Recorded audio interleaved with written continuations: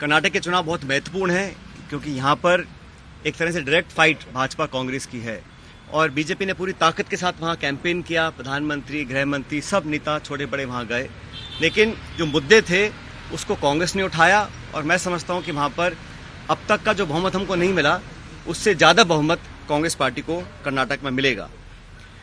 इस प्रचार में, इलेक्शन कैंपेन में जिस प्रकार के शब्दों का प्रयोग हुआ और खासकर हमारे राष्ट्रीय अध्यक्ष खारगे साहब के को धमकी दी गई, उनको उनके परिवार को जान से मारने की, उस पर भी केंद्र सरकार, राज्य सरकार ने कोई पुख्ता कदम नहीं उठाए। तो ये एक निम्न स्तर की राजनीति है और इसका हम सबको खंडन करना चाहिए। मैं कड़े शब्दों में इस प्रकार की वारदातों की निंदा करता हूं और उम्मीद करता था कि भाजपा के लोग इस प्रकार का पक्षपात रवैया नहीं अपनाएंगे। और खारगे साहब जी को जो धमकी मिली वो एक तरह से बौखलाहट का परिचय था। साथियों, आप ये भी जानते हैं कि एक बात तो और स्पष्ट हो गई है।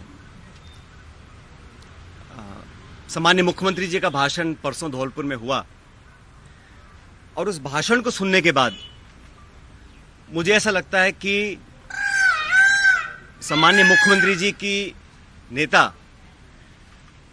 आदरणीय श्रीमती सोनिया गांधी जी नहीं है, बल्कि उनकी नेता वसुंधरा राजे सिंधिया जी हैं। उनकी नेता सोनिया गांधी जी नहीं हैं, बल्कि उनकी नेता वसुंधरा राजे सिंधिया जी हैं।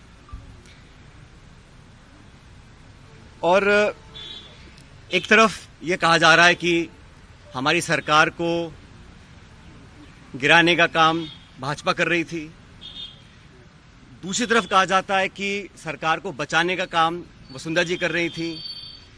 तो ये जो विरोधाभास है इसको समझाना चाहिए।